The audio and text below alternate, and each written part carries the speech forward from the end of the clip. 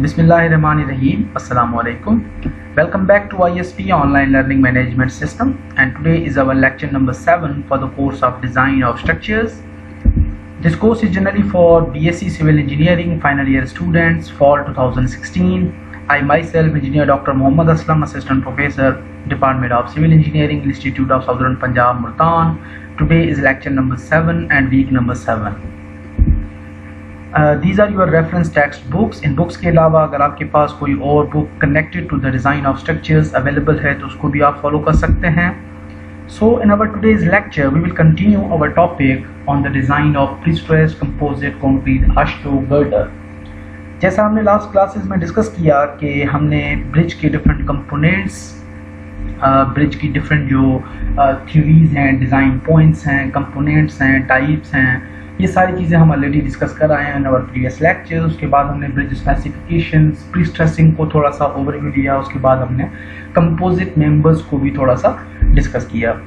तो आज तमाम थ्योरेटिकल बैकग्राउंड को मद्देनज़र रखते हुए आज हम आगे चलते हैं, जिसके अंदर हमने हमारा जो कंटेंट है बेसिकली उसके अंदर हम जो ब्रिजेज़ हैं उन ब्रिजेज़ में से कोई भी स्पेसिफिक कंपोनेंट्स वगैरह हम डिज़ाइन करते हैं. तो आपके लिए जो कंपोनेंट मैंने फाइनलाइज किया है वो है basically design of a girder. जो आपके मेन बीम्स होते हैं, बड़े हैवियर बीम्स होते हैं, डायमेंशन या लेंथ वाइज बहुत ही लंबे मेंबर्स होते हैं, वो एक सेंसिटिव और फ्लैक्चुअल मेंबर्स होते हैं जिनके ऊपर वेरियस टाइप्स ऑफ लोडिंग्स वगैरह एक्ट कर रही होती हैं. तो उसी में से हम जो है आज के लेक्चर में हम कंटिन्यू करते हैं design of prestressed composite concrete I section girder for the bridge. So we have a design example here.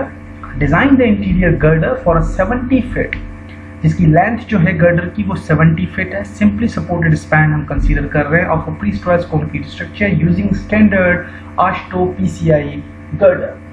कि AASHTO की जो स्पेसिफिकेशंस हैं prestressed concrete I section girder की, उनको हमने फॉलो अप करना है और उन्हीं को यूज़ करके हमने एक 70 फीट का simply supported structure, simply supported girder जो है वो डिज़ाइन करना है. Girder must be an interior girder. The span is to be simply supported and subjected to HS 2044 live loading.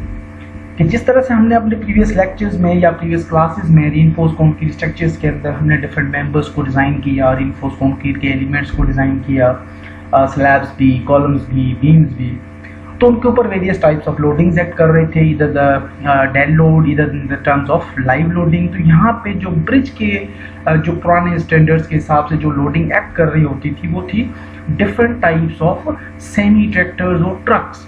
उन ट्रक की जो लोडिंग है उनको उस मेंबर के ऊपर अप्लाई किया जाता था और उसी से उस मेंबर को डिज़ाइन किया जाता था. तो हमने जो स्टैंडर्ड ट्रक जो चूज़ किया है वो HS 2044 लाइव लोडिंग जो ट्रक के ऊपर जो मेंबर के ऊपर अप्लाई होगी वही हमने कंसीडर करके डिज़ाइन करनी है. The super structure cross section consist of 5 equally space girders. 5 equally space girder के ऊपर आपका जो ब्रिज है वो डिस्ट्रीब्यूटेड है with the concrete barriers over each fascia. हर कॉर्नर, दोनों कॉर्नर्स के ऊपर आपके पास बैरियर्स हैं कंक्रीट के. 2 traffic lanes are carried by the bridge के जो 2 ट्रैफिक लेन्स हैं वो ब्रिज के ऊपर हमने कंसीडर करना है. And other given details are basically the structure is simply supported span, design length is 70 feet, type 3 AASHTO PCI गर्डर्स. अब टाइप 3 गर्डर बेसिकली हमने यहाँ पे इस क्वेश्चन के अंदर हमने चूज कर लिया कि we are going for the type 3 girder.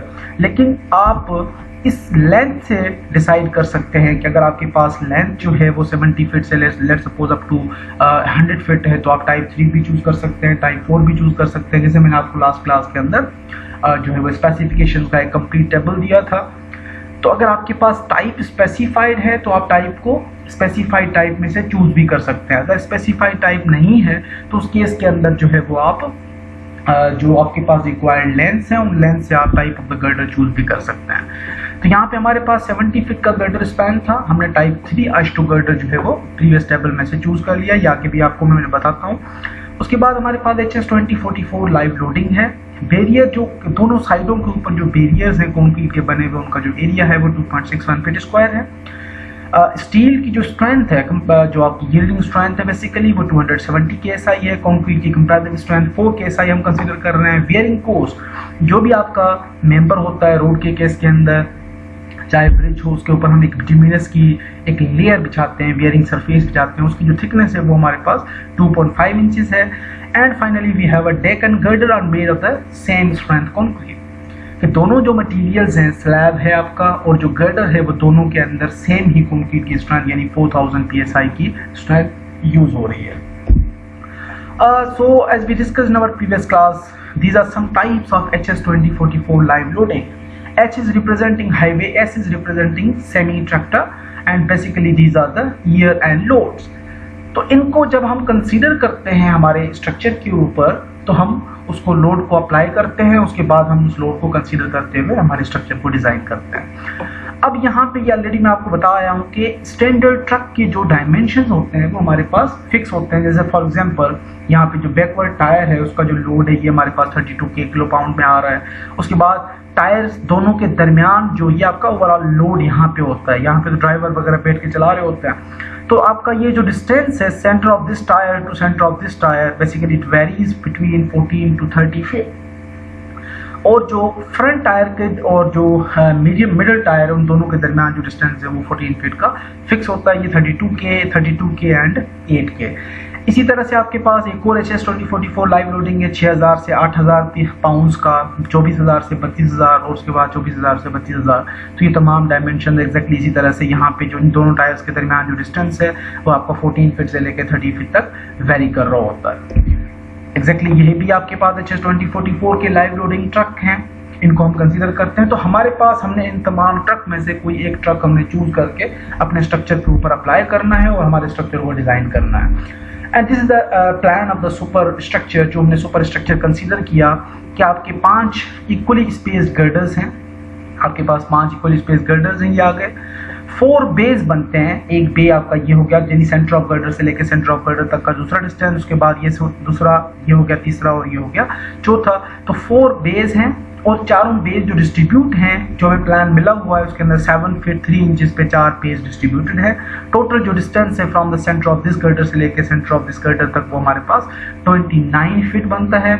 उसके बाद यहाँ से लेके सेंटर ऑफ दिस गर्डर से लेके बेरियर तक का जो डिस्टेंस है वो आपके पास तकरीबन जो है कितना बनता है। उसके बाद यहाँ से लेके यहाँ तक ये आपके पास 3 फीट 3 इंचेस है, 3 फीट 3 इंचेस है। बेरियर आपके पास जो उसकी लेंथ है वो 1 फीट 9 इंचेस है। टोटल जो ब्रिज की ओपनिंग है वो 32 फीट है और 2 जो लेन्स बनती हैं वो 16 फीट की 2 लेन्स बनती हैं। तो ये आपके पास एक कंप्लीट प्लान है और इस प्लान में से हमने इंटीरियर गर्डर डिजाइन करना है। फॉर एग्जांपल ये भी गर्डर आप कंसीडर कर सकते हैं, ये भी गर्डर और ये तीनों, इन तीनों का जो डिजाइन है वो ऑलमोस्ट सिमिलर डिजाइन होगा। तो हम इन तीनों को जो है वैसे इंटीरियर ट्रीट कर रहे हैं और इनमें से कोई एक हम मेंबर डिजाइन कर रहे हैं। अगर एक्सटीरियर को हम डिजाइन करते हैं तो उसके लिए आपको लास्ट क्लास में जो हमने चंद स्पेसिफिकेशंस को चेंज किया था कि अगर आपके पास इंटीरियर गर्डर है तो इंटीरियर गर्डर के ऊपर जो फ्लैंजेस आपकी अप्लाई हो रही हैं फ्लैंजेस का डिस्टेंस कितना होना चाहिए, और अगर आप एक्सटीरियर ट्रीट करते हैं तो एक्सटीरियर के लिए जो है वो हमारे पास फ्लैंज के डायमेंशन जो थे वो डिफरेंट थे। तो ये हमारे पास एक कंप्लीट प्लान है। इस प्लान को फॉलो करते हुए हम अपने डिजाइन को स्टार्ट करते हैं। So for the solution we have step number 1। So first of all, we have to determine the impact and distribution factors. कि ओवरऑल जब भी आपके मेंबर के ऊपर स्ट्रक्चर के अंदर ब्रिज के केस के अंदर हमारे पास एक व्हीकल्स, हैवी लोडेड व्हीकल्स पास हो रहे होते हैं, वो डिफरेंट टाइप, उनके जो टायर्स होते हैं वो डिफरेंट टाइप के इम्पैक्ट अप्लाई कर रहे होते हैं और उनका जो लोड है वो बेसिकली डिस्ट्रीब्यूट हो रहा होता है उस मेंबर के अंदर। तो सबसे पहले हमारा जो स्टेप है उसके अंदर हम इम्पैक्ट एंड डिस्ट्रीब्यूशन फैक्टर्स को फाइंड आउट करते हैं ताकि जो लोडिंग आप कंसीडर कर रहे हो उस लोडिंग को हम इम्पैक्ट के हिसाब से भी डिस्ट्रीब्यूट कर सकें और जो डिस्ट्रीब्यूशन फैक्टर है उस हिसाब से भी हम उसको डिस्ट्रीब्यूट कर सकें।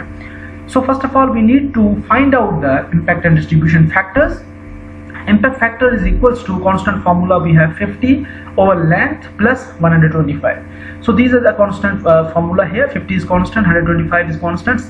Length basically is the length of the girder जो आपको स्पेसिफाई ऑलरेडी है, गिवन है क्वेश्चन के अंदर 70 फीट। हमने जब वैल्यू पुट की तो हमारे पास जो वैल्यू आ गई वो 0.26 आ गई एज इम्पैक्ट फैक्टर की। अब कोड्स क्या कहते हैं कि minimum value while designing any type of structural element in the case of girder आपके पास मिनिमम इम्पैक्ट फैक्टर की जो वैल्यू है वो 1.26 है। अगर आपकी डिज़ाइन वैल्यू इन जो आपकी मिनिमम वैल्यू से कम आती है, उस केस के अंदर आप मिनिमम वैल्यू को प्रोवाइड करते हैं। तो हमारे पास जो डिज़ाइन वैल्यू है वो 0.26 है, हमारे पास जो मिनिमम वैल्यू सजेस्टेड है कोर्स की तरफ से 1.26 है, तो हम 1.26 ही चूज करते हैं for the case of design. अगर आपके पास यहाँ पे वैल्यू 1.26 से हायर होती है, उस केस के अंदर जो वैल्यू आपकी हायर आ रही है वही आप वैल्यू चूज कर लेते हैं। And second is the distribution factor. So distribution factor basically dependent है तीन चीजों के ऊपर। Number 1 is the concrete flow and second is the 2 और मोर ट्रैफिक लेंस। जितनी ट्रैफिक लेंस है उस हिसाब से आपका डिस्ट्रीब्यूशन फैक्टर जो है वो डिवाइड हो जाएगा या उस हिसाब से आपका जो वेरी हो जाएगा। And third is the on the pre stress concrete girder. Third के केस के अंदर हमारे पास जो है वो प्री स्ट्रेसिंग भी इन्वॉल्व हो जाती है। तो हमारे पास distribution factor basically is equals to span length divide by 5.5 as a constant factor. अब स्पैन लेंथ हमारे पास कितनी थी कि ओवरऑल जो आपका एक बे है, ये बे आपका कितना डेवलप हो रहा है, ये बे आपका 7 फीट 3 इंचेस का डेवलप हो रहा है। इसी को हम जो है वो स्पैन लेंथ ट्रीट कर रहे हैं, क्योंकि ये जो पोर्शन है बेसिकली आपका 7 फीट 3 इंचेस का, ये पोर्शन आपका एक मेंबर के ऊपर in the terms of flange जो है वो एक्ट कर रहा होगा। हम लास्ट क्लास में ऑलरेडी डिस्कस करा है कि इंटीरियर गर्डर के केस के अंदर 3 कंडीशंस होती हैं। उन 3 कंडीशंस में से जो मिनिमम वैल्यू आ रही होती है उसको हम चूज करते हैं for the flange length. Overall flange की लेंथ कितनी होगी, तो यहाँ पे हम जो फ्लेंज लेंथ चूज कर रहे हैं वो सेंटर ऑफ दिस गर्डर से लेके सेंटर ऑफ दिस गर्डर तक का जो डिस्टेंस है ओवरऑल, वही हमारी यहाँ से स्विच हो जाएगी इस डिस्टेंस, यानी कि यहाँ से लेके यहाँ तक का जो डिस्टेंस है ये बेसिकली आपका इफेक्टिव डिस्टेंस कहलाता है, जो कि आपने कंसीडर करना है इन the case of distribution factor.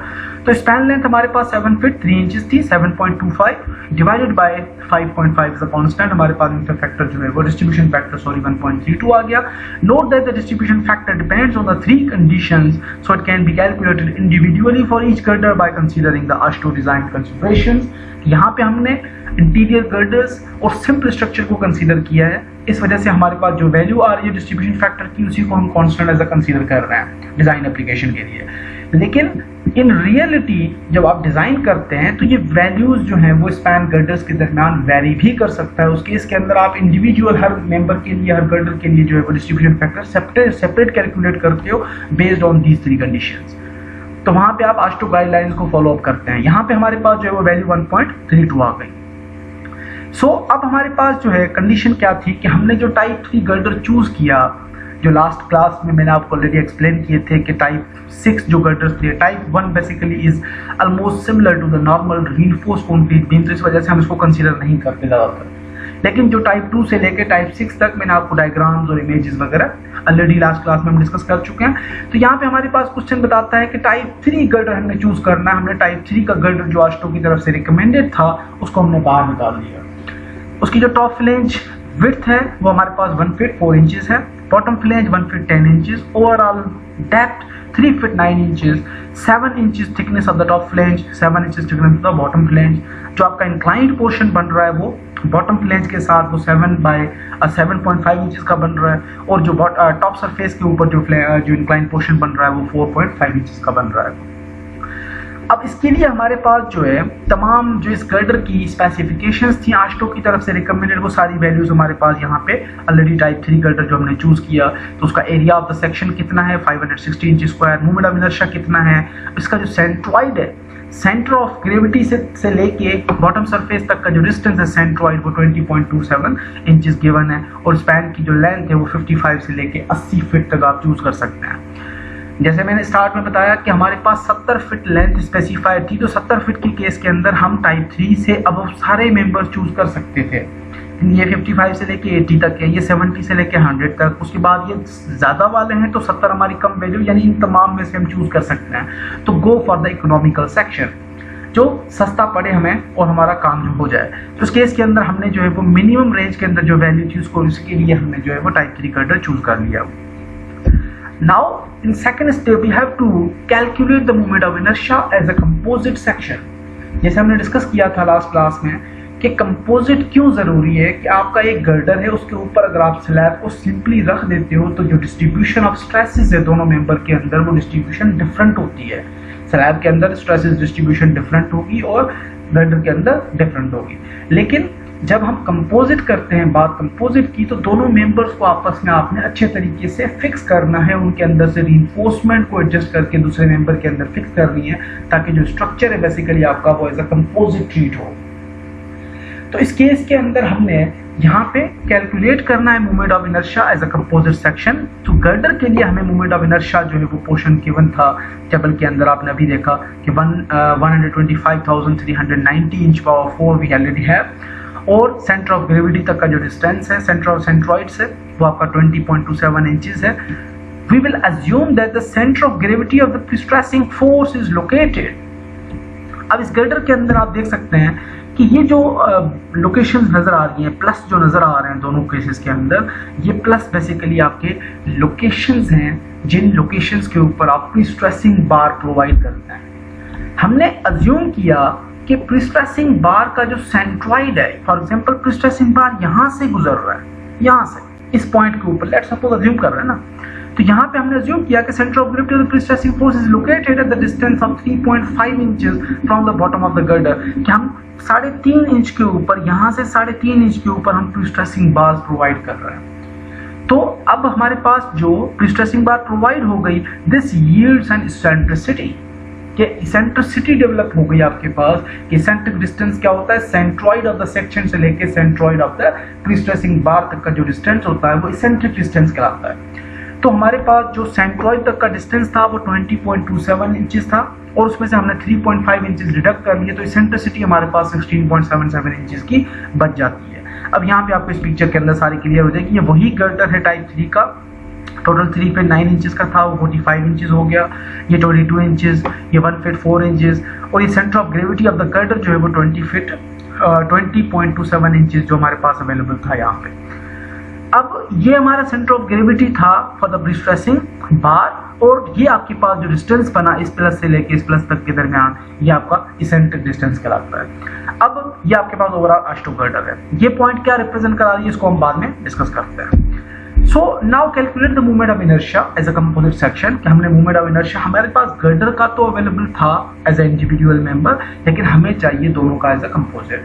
उस केस के अंदर हमने फ्लैंज अज्यूम की, लेट्स सपोज फ्लैंज का जो पोर्शन है वो 7 फीट 3 इंचेस का पोर्शन हम चूज कर रहे हैं। जैसे मैंने आपको प्लान के अंदर दिखाया था कि यहाँ पे हमारे पास 4 इक्वली स्पेस्ड बेज हैं, और आपकी जो क्राइटेरियाज जो कहती हैं वो ये कहती हैं कि भाई आप जब फ्लैंज चूज करते हो, या तो आपके सेंट्रॉइड ऑफ द गर्डर से लेके सेंट्रॉइड ऑफ द गर्डर तक का जो डिस्टेंस है वही आप फ्लैंज चूज कर सकते हैं, इस यहाँ से लेके यहाँ तक इस गर्डर के ऊपर।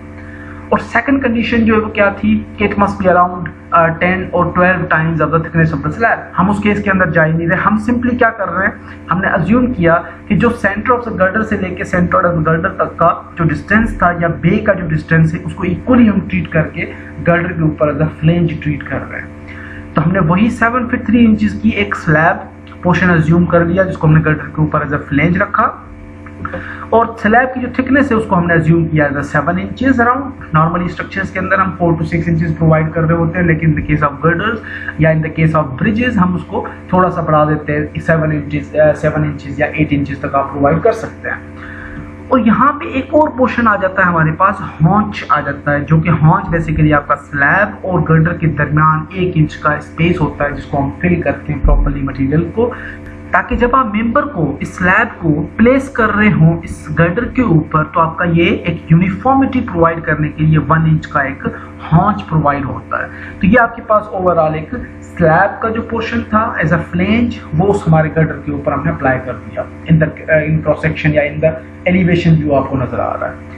अब आते हैं मोमेंट ऑफ इनर्शिया। जब आपके पास इस तरह की कोई डायग्राम आ जाती है, आप मोमेंट ऑफ इनर्शिया किस तरह से निकालते हैं, कि जैसे आप going back to the mechanics of solids, उसके अंदर आपके पास इस तरह के सेक्शंस होते थे, आप उनकी सेंट्रॉइड निकालते थे, area 1/1 plus area 2/2 plus area 3/3, जितने भी आपके पास डिफरेंट एरियाज होते थे उनको आप कंसिडर करते थे। उसके बाद जो है वो total sum of all areas से आप उसको डिस्ट्रीब्यूट कर देते थे। एग्जैक्टली इसी तरह से हमारे पास ये कंप्लीट एक सेक्शन था।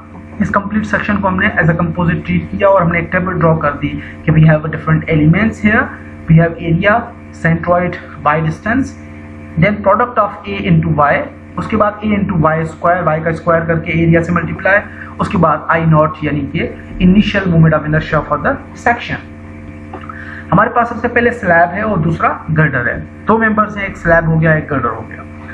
स्लैब का एरिया हमारे पास 7 इंचेस की थिकनेस है और टोटल उसकी लेंथ जो है वो 87 इंचेस है। 87 into 7 we got 609 inches square. And y bar basically जो है वो डिस्टेंस क्या होता है, सेंट्रॉइड ऑफ दिस स्लैब से लेके आप bottom surface of the girder तक का जो डिस्टेंस है वो आपका सेंट्रॉइड ऑफ द जो आपका वाई कहलाता है या y1 कहलाता है बेसिकली इस स्लैब के लिए। अब हमारे पास टोटल जो गर्डर था वो 45 इंच का है, 1 इंच का हॉन्च है, हो गए 46 इंचेस, और स्लैब जो है वो 3.5 inches centroid of the slab से हो गए, तो 46 plus 3 is equal to 49.5 inches. तो ये आपके पास 49.5 इंचेस यहाँ पे आ गया। Then we have a product of a into y, area multiply by y, a y square into area, और मोमेंट ऑफ इनर्शिया ये स्लैब बेसिकली आपका रेक्टेंगुलर पोर्शन है, रेक्टेंगुलर पोर्शन का मोमेंट ऑफ इनर्शिया होता है BD क्यूब बाय 12। तो ये हमारे पास 87 is B and 7 inches is D, यानी 87 इंटू 7 पावर 3 डिवाइड बाय 12, आपके पास वैल्यू आ जाएगी 2486.75। गर्डर के केस में हमारे पास जो एरिया है वो गिवन है, हम आप पीछे टेबल में चले जाएं, 516 इंच स्क्वायर। वाई भी हमें गिवन था 20.27 इंच। ए वाई दोनों का product, a Y square a into y square की वैल्यू दोनों का प्रोडक्ट, और मोमेंट ऑफ इनर्शिया आपको 125,390 पीछे टेबल के अंदर ऑलरेडी ये सारे वैल्यूज आपको यहाँ पे गिवन है, यहाँ से आपने वैल्यूज चूज कर लिए। सो उसके बाद total we have sum of areas, sum of A Y square and sum of moment of inertia. उसके बाद हम क्या करते हैं, मोमेंट ऑफ इनर्शिया कैलकुलेट करते हैं in the z axis, sum of initial moment of inertia plus sum of A Y square. ये आपके बेसिक इक्वेशंस हैं, बेसिक फार्मूलाज हैं जो आप मैकेनिक्स ऑफ सॉलिड्स के अंदर किसी भी सिमेट्रिकल सेक्शंस या नॉन सिमेट्रिकल सेक्शंस या इरेगुलर सेक्शंस होते हैं तो उनके लिए आप मोमेंट ऑफ इनर्शिया वगैरह किस तरह से कैलकुलेट करते हैं, सारे डिटेल के अंदर वहाँ मेथड आपको ऑलरेडी पढ़ाए गए हैं। तो वहां से जस्ट हमने इक्वेशंस को क्लिक किया, यहाँ से सिलेक्ट किया, sum of initial moment of inertia we have and sum of A Y square, आपके पास total gross moment of inertia in z axis we got this value.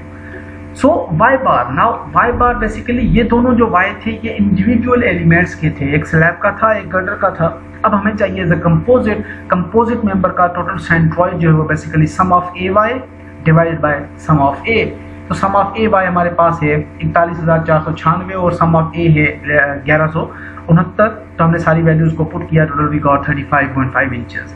तो 35.5 इंचेस जो है वो centre of gravity of this composite section है, यहाँ पे हमने रिप्रेजेंट करा दिया डायग्राम के अंदर।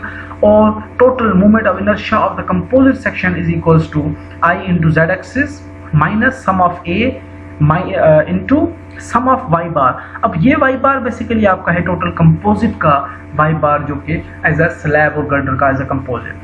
तो यहाँ पे आपके पास 35.5 है, सारी वैल्यूज आपने इस इक्वेशन के अंदर पुट की, उनका स्क्वायर था, यहाँ पे हमने स्क्वायर पुट कर दिया और total composite movement of inertia हमारे पास आ गया 3,77,367 इंच पावर 4। तो ये था आपके पास as a composite movement of inertia. So moving further, now we will calculate the del loads for the girder. अब del loads basically क्या होते हैं, उसका अपना मेंबर का अपना वेट होता है। So del loads for various elements are calculated for 7 feet 3 inches effective flange width। जो हमने फ्लैंज विड्थ चूज की थी 7 फीट 3 इंचेस की, इसका डेल लोड कंसीडर करना है इस गर्डर के ऊपर, गर्डर का अपना डेल लोड, हॉन्च का भी अपना। उसके बाद आपके पास बाकी जो मेंबर्स थे, बियरिंग सरफेस की बात हो गई, कंक्रीट के बैरियर्स की बात हो गई, तो तमाम जो लोड्स थे उनको हमने कंसीडर करना as a dead load. Area of the barrier is taken from the California standard. जो हमने एरिया मिला हुआ है क्वेश्चन के अंदर वो हमें डिफरेंट स्टैंडर्ड्स हमने चूज किया है, along with the bearing course thickness वो भी हमें गिवन थी, was given in the beginning of the calculation. अब हमारे पास टोटल गर्डर कितने हैं, 5 गर्डर हैं इक्वल स्पेस के ऊपर। तो जो आपके बियरिंग सरफेसेस हैं, बैरियर्स का एरिया है, बैरियर्स का लोड है, और जो आपके बियरिंग सरफेस का लोड है वो 5 गर्डर्स के ऊपर डिस्ट्रीब्यूट होगा, ना कि एक गर्डर के ऊपर। तो both barrier and the bearing course are distributed over the 5 girders. Bearing course is placed over 32 feet width. आपकी जो ब्रिज का क्रॉस सेक्शन था वो आपका क्रॉस सेक्शन ये ओवरऑल नजर आ रहा है आपको यहाँ पे। जहाँ से बैरियर के सरफेस से लेके इस बैरियर के सरफेस तक का आपका पास ओवरऑल डिस्टेंस जो 32 फीट विड्थ थी, ओपनिंग थी, तो आपकी जो वियरिंग सरफेस है वो इस 32 फीट के ऊपर अप्लाई हो रही है। तो ये हमने एक्सप्लेन कर दिया सारी चीजों को। Now we are going for the slab और dead loads. Now dead load for the slab is equals to effective flange width into slab thickness into density of concrete. Simple formulas हैं, बिल्कुल simple. जिस तरह से हम किसी भी concrete के एलिमेंट का डेड वेट कैलकुलेट करते हैं, उसके डायमेंशंस को डेंसिटी ऑफ कंक्रीट से मल्टीप्लाई कर देते हैं। यहाँ पे हमारे पास स्लैब की थिकनेस और इफेक्टिव फ्लैंज विड्थ जो है वो डायमेंशंस हो गए मेंबर के, और density of concrete is density of concrete. तो यहाँ पे हमारे पास effective flange width 7 feet 3 inches की थी, जो कि 7.25 फीट हो गया। उसके बाद हमारे पास स्लैब की जो थिकनेस थी वो 7 इंचेस थी, 12 इंच का फिट में conversion. Density of concrete 150 pound per feet cube होती है, हमने 0.150 kilo pound per feet cube consider की। Dead load due to slab is equal to 0.634 kip per feet. Dead load due to हॉन्च।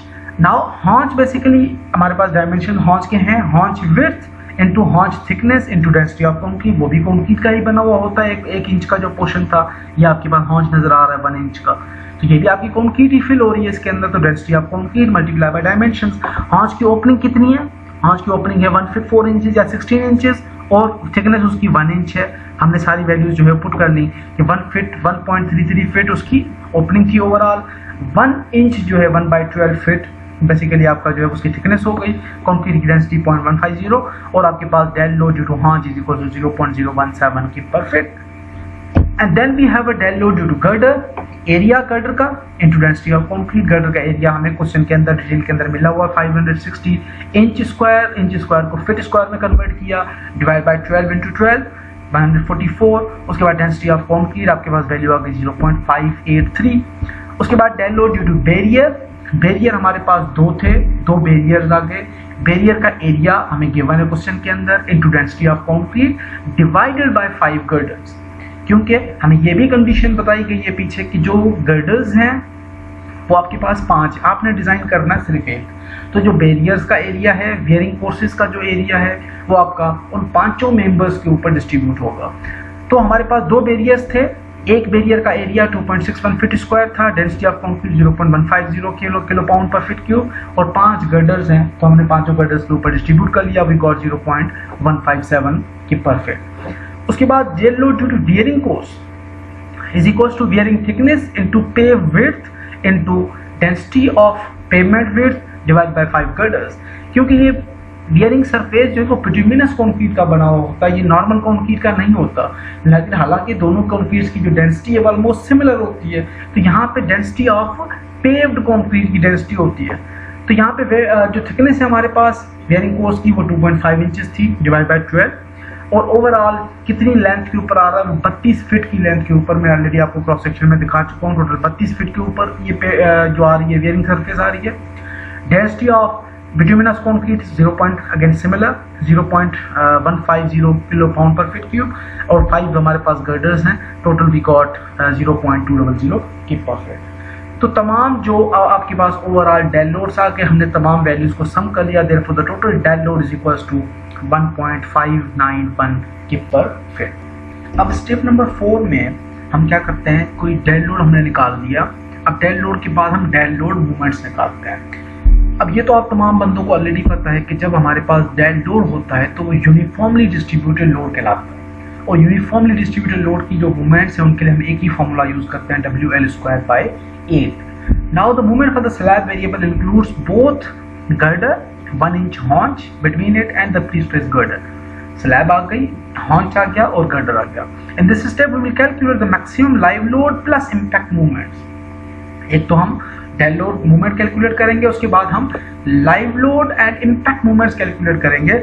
Since we have a simple spans, this will be created by placing a design truck with the centre of gravity of the load offset a given distance from the centre line of the span.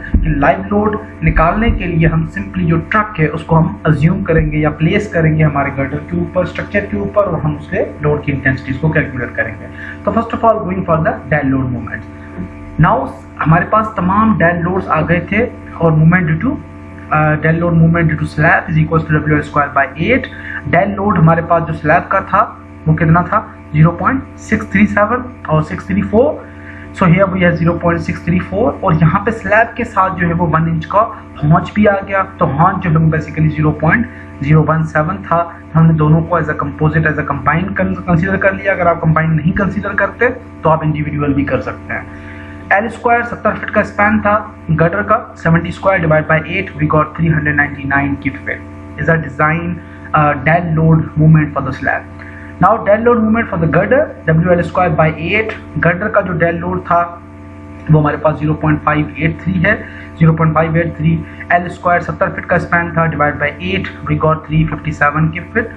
Dead load due to dead load movement due to barriers WL²/8। Barrier का dead load girder का span square divide by 8 we got 96 kip feet. Movement due to wearing surface dead load wearing surface WL²/8। Wearing load we got 0.200 70 feet square divided by 8 and total load we got 123 kip feet. So sum of all movements, total dead load movement is equals to 399 for slabs, for girder, for barriers and for bearing surface और total dead load movement हमारे पास आ गई 975 kip per feet. So now in step number 5 calculate the live load plus impact movements. अब live load और impact movement का हमने combine ऐसा consider करना है। अब यहाँ पे हमारी जो इमेजिन थी कि हमने एक ट्रक को प्लेस करना है हमारे गर्डर के ऊपर, तो हमने पहले तो हमारा गर्डर एक ड्रॉ कर लिया कि let's suppose we have a girder here, 70 feet का गर्डर है AB से हमने सिंपली सपोर्टेड एक स्ट्रक्चर या सिंपली एक फ्री बॉडी डायग्राम के साथ रिप्रेजेंट करा दिया। ये हमारे पास एक 70 फीट का गर्डर आ गया AB। यहाँ पे हमने कंसीडर किया reaction at A reaction at B और ये हमारे पास एक 70 फीट का गर्डर है। 35 फीट के ऊपर हमने सेंटर लाइन एक स्पैन डिस्ट्रीब्यूट किया। 35 फीट और 35 फीट के दो पोर्शन बना लिए, ये सेंटर लाइन है overall. The truck is placed so that the centre line of the span is half way between the centre of the gravity of loads and the nearest concentrated load. The maximum movement occurs at the middle concentrated load 16 के। जो हमने truck assume किया था उसका जो front tyre wait है वो 4K है, जो आपने स्टार्ट में हमने ट्रक एक डिजाइन कंसीडर भी किया था। यहाँ पे अगर मैं आपको दिखाऊं स्टार्ट वाला ट्रक ये और ये वाला ट्रक हमने अज्यूम किया, ये दोनों टायर्स का वेट जो है वो 8K था। यहाँ पे दोनों टायर्स का वेट 32K था। हमने एक टायर कंसीडर किया है 4K, 16K एंड 16K। और जब हम इस ट्रक को प्लेस करते हैं हमारे मेंबर के ऊपर तो किस तरह से लाई करते हैं कि हमने कंसीडर किया कि जो सेंट्रॉइड है टायर का, जो ट्रक का जो सेंट्रल टायर है वो ऐसे मीडियोकर में कहीं एक्ट कर रहा है, यानी कि ओवरऑल जो गर्डर की लेंथ है उसके जो मिडिल पोर्शन है उसके आसपास कहीं एक्ट कर रहा है, यानी मिडिल टायर। क्योंकि मिडिल के अंदर किसी भी रिइंफोर्स्ड कंक्रीट का एलिमेंट होता है उसके मीडियम या एक सेंटर के अंदर जो है मैक्सिमम मूवमेंट्स डेवलप होती हैं। अब हम ये अज्यूम कर तो सकते हैं कि एग्जैक्टली हम सेंटर के ऊपर अप्लाई करते हैं, लेकिन आप कर सकते हो, लेकिन इन रियलिटी ऐसा पॉसिबल नहीं है। क्यों पॉसिबल नहीं है? क्योंकि इन रियलिटी डिफरेंट चीज़ें डिफरेंट तरीके से काम कर रही होती हैं। हमने अज्यूम किया कि हम जो ट्रक का सेंट्रल टायर है वो उसके सेंट्रल जोन के अंदर कहीं हम अप्लाई कर रहे हैं। अब देखिए हमने एक पॉइंट C मार्क कर दिया जिसके ऊपर हमारा ट्रक का सेंटर टायर आ रहा है और ट्रक के सेंटर टायर को हमने पॉइंट जो सेंटर लाइन थी गर्डर की उसके आसपास रखा है। ये C पॉइंट था, उसके ऊपर ट्रक का सेंटर टायर आ रहा है जिसका 16K वेट है और यहाँ से जो फ्रंट टायर तक का जो डिस्टेंस है वो 14 फीट का है। 14 फीट के ऊपर फ्रंट टायर आ गया 4K का और इस लोड से इस तक का जो डिस्टेंस है वो भी 14 फीट का है। 14 से 30 फीट वेरी कर रहा होता ना, हमने दोनों 14 फीट के रखे हैं। अब 14 फीट का था तो ये हमारे पास 14 फीट यहाँ से आ गया। अब जो हमारे पास ये 14 फीट तो हो गया, ये C जो पॉइंट हमने मार्क किया था वो 2 फीट 4 इंच के ऊपर हमने अप्लाई किया कि ये सेंट्रल लाइन से 2 फीट 4 इंच के ऊपर हमारा जो सेंट्रल टायर है उसका वेट आ रहा है। अब अगर मैं इसको 2 फीट 4 इंच ये हमारे पास यहाँ पे हो गए 2 फीट 4 इंच और बाकी अगर आप 14 फीट में 2 फीट 4 इंच माइनस कर लोगे तो ओवरऑल आपके पास 11 फीट 8 इंचेस जो है वो सेंटर से उस तरफ वाला वजन आ जाएगा दूसरे पोर्शन के अंदर जो आपका सेंटर से डिस्ट्रीब्यूट किया था गर्डर को उस तरह से। So from figure 2 we locate HS2044 truck as shown below कि हमने ओवरऑल ट्रक की जो इंटेंसिटी थी उसको हमने मेंबर के ऊपर अप्लाई कर दिया in terms of free body diagram. तो ये हमारे पास फ्री बॉडी डायग्राम आ गई। अब फ्री बॉडी डायग्राम आने के बाद हम क्या करते हैं, रिएक्शंस कैलकुलेट करते हैं। First solve the reactions by summing movements about point A. हम पॉइंट ए के दरमियान जो है वो पॉइंट ए के अराउंड मूवमेंट्स लेते हैं और total overall reactions find out करते हैं। So we have 4 here, 4K का लोड अप्लाई हो रहा है और 4 मल्टीप्लाई जाइए क्लॉकवाइज, इस पॉइंट ए के ऊपर मूवमेंट ले रहे हो, 4 क्लॉकवाइज मूव कर रहा है। 4 से लेके यहाँ तक का जो डिस्टेंस है टोटल सेंटर लाइन से 35 फीट का था। 35 में से हमने 2 फीट 4 इंच ये माइनस कर दिया और 14 फीट ये माइनस कर दिया। टोटल जो है वो यहाँ से लेके यहाँ तक डिस्टेंस आपके पास बच गया 18.67 फीट। प्लस क्योंकि ये क्लॉकवाइज मूव कर रहा था इसलिए हम इसको पॉजिटिव ट्रीट कर रहे हैं। उसके बाद ये 16 फीट का 16K का दूसरा फोर्स है, ये भी अकॉर्डिंग टू ए पॉइंट ये क्लॉकवाइज मूव कर रहा है। 16 प्लस 16K आ गया। फोर्स आपका डिस्टेंस कितना है, 30 फीट का ओवरऑल जो है वो लेंथ था, उसमें से हमने 2 फीट 4 इंच माइनस कर लिया। टोटल हमारे पास 32.67 फीट बच गया। प्लस क्योंकि अगेन तीसरा फोर्स भी क्लॉकवाइज मूव कर रहा है 16K का, आपके पास डिस्टेंस कितना है ओवरऑल ये 35 फीट का, उसमें आप ये 11 फीट 8 इंच ऐड कर देते हो। टोटल 46.67 फीट आपके पास डिस्टेंस बच जाता है। ये आपके पास क्लॉकवाइज मूव कर रहा है तो यहाँ पे आपके पास मूवमेंट आ जाएगी।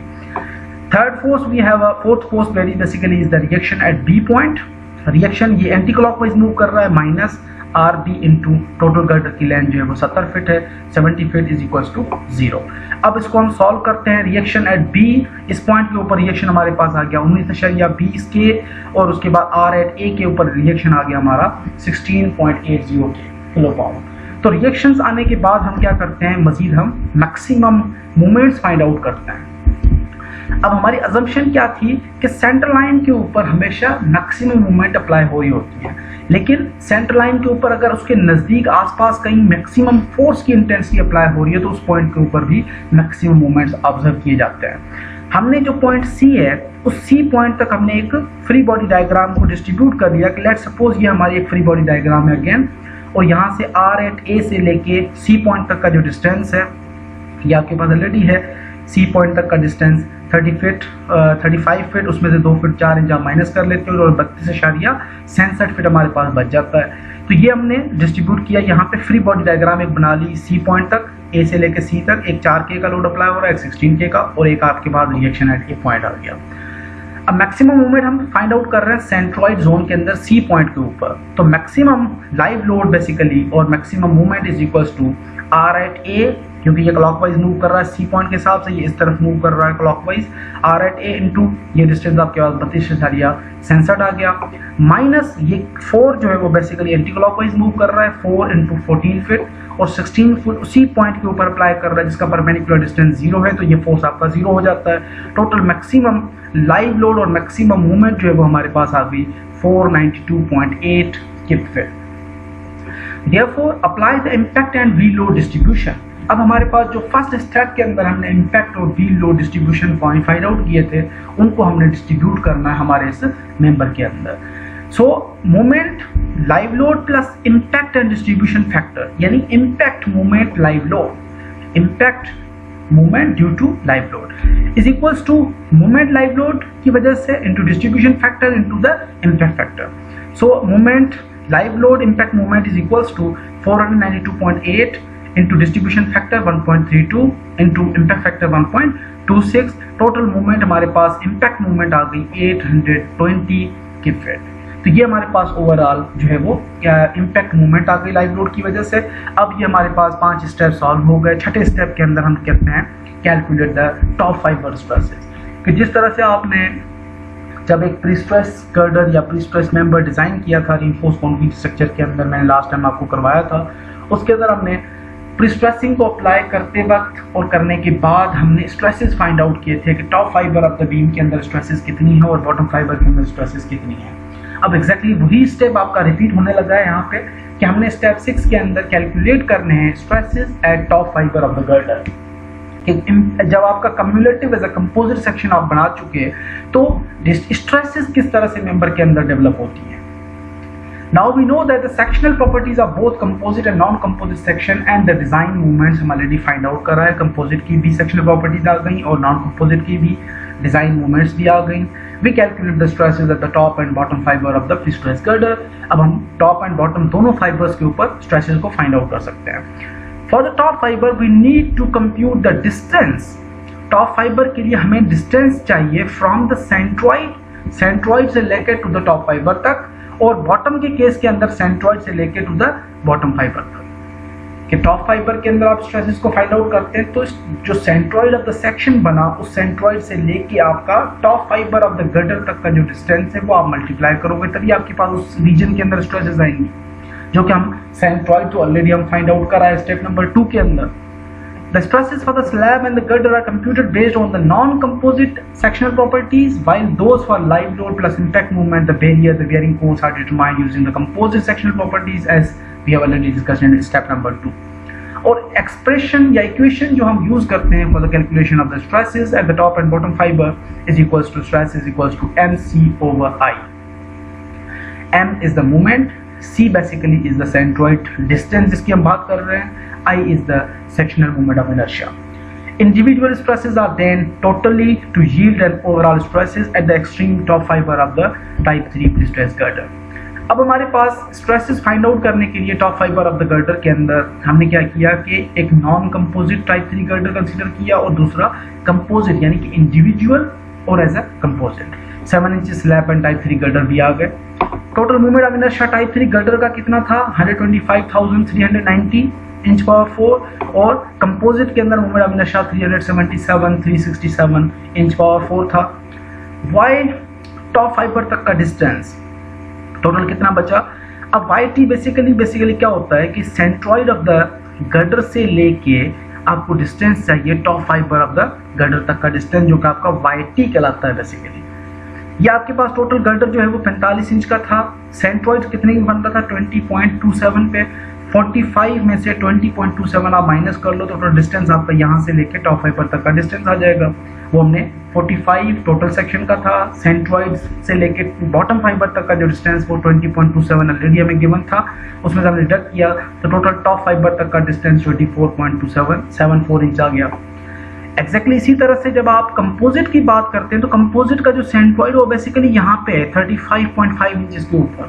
उस केस के अंदर आप इसका सेंट्रॉइड जो है वो कंपोजिट सेक्शन के अंदर कैसे कैलकुलेट करते हैं, 45 का टोटल सेक्शन था, 45 माइनस 35.5 जो कि आपका centroid of the composite section था वो आपने डिडक्ट कर दिया, तो एज अ कंपोजिट सेक्शन के लिए आपके पास डिस्टेंस आ गया 9.5 इंचेस।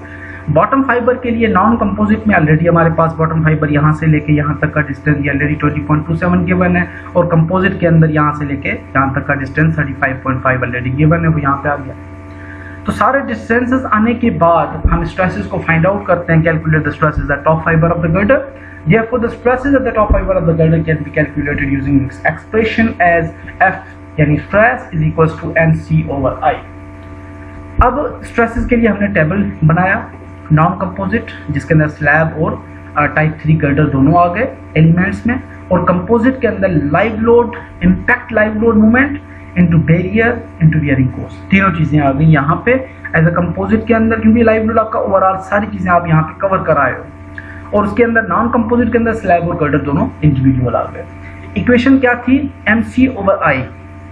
अब यहाँ पे स्लैब के केस के अंदर टोटल हमारे पास डेड लोड मूवमेंट कितनी बन रही थी, चलते हैं पीछे चेक करते हैं। डेड लोड मूवमेंट स्लैब के लिए हमारे पास कितना बन रहा था मूवमेंट डेड लोड का 399, यहाँ पे हमने पुट किया 399 12 इंच का फिट के अंदर कन्वर्जन में, इंच फिट का कन्वर्जन सॉरी।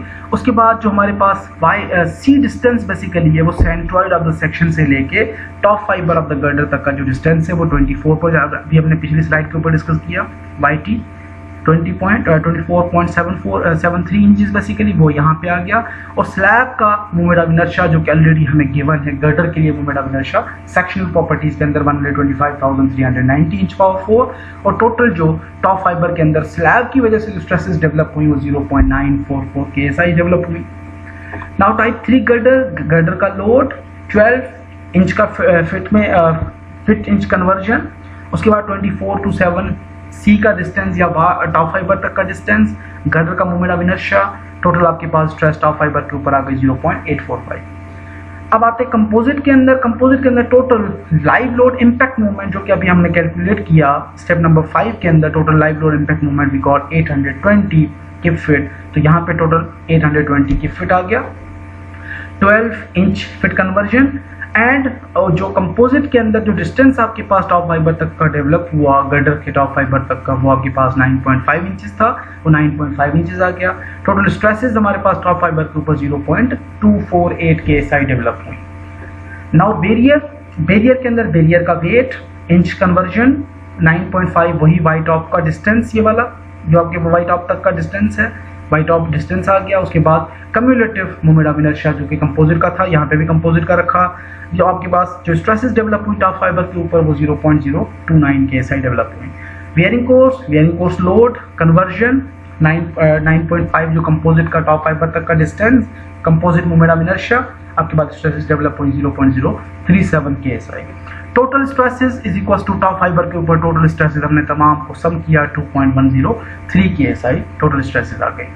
एग्जैक्टली इसी तरह से हम स्टेप नंबर 7 के अंदर बॉटम फाइबर के ऊपर हम स्ट्रेसेस को फाइंड आउट करते हैं, जिस एग्जैक्टली सेम तरीका है, सिमिलर प्रोसीजर है। जस्ट आपको जो YT का डिस्टेंस था टॉप फाइबर तक का, उसको हमने Y, अब हमें डिस्टेंस चाहिए YB का सेंट्रॉइड से लेके बॉटम फाइबर तक का डिस्टेंस।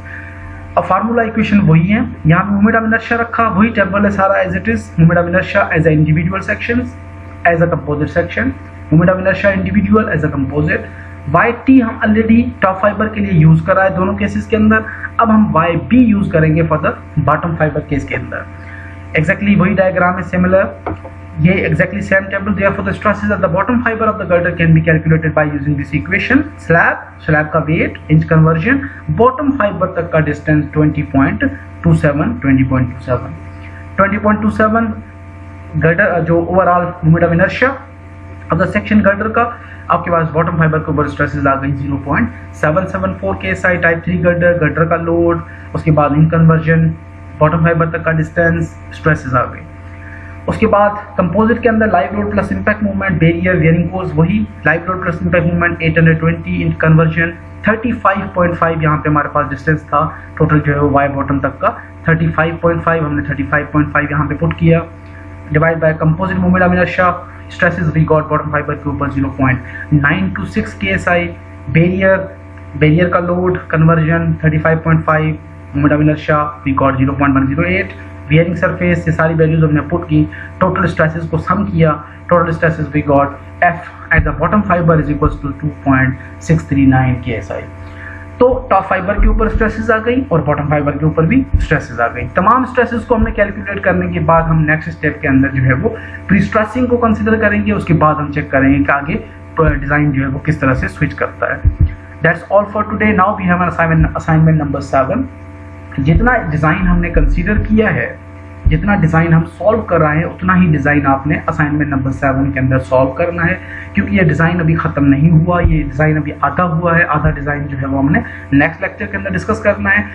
यही डिजाइन कंसिडरेशन सारी चीजें सिमिलर हैं, जस्ट आपके पास जो गर्डर की डायमेंशंस हैं, गर्डर का जो लेंथ है वो आपके पास 70 फीट के बजाय 120 फीट है। 120 फीट है तो आपका टाइप ऑफ द गर्डर जो है वो 3 से स्विच कर जाएगा किसी और टाइप के अंदर। वो आपने टेबल के अंदर से स्पेसिफिकेशंस को चूज करना है। बाकी सेम गाइडलाइंस, डिजाइन प्रोसीजर, सारा चीजें आप सेम रख सकते हैं। Rest of the data is similar as we have already discuss in the जो है वो डिजाइन के अंदर जहां तक हमने डिस्कस किया है। इसके 7 फर्स्ट स्टेप्स जो है वो आपने सॉल्व करने हैं और उसको नेक्स्ट लेक्चर तक जो है वो असाइनमेंट के तौर पे सबमिट कराना है। That's all for today. Thank you very much.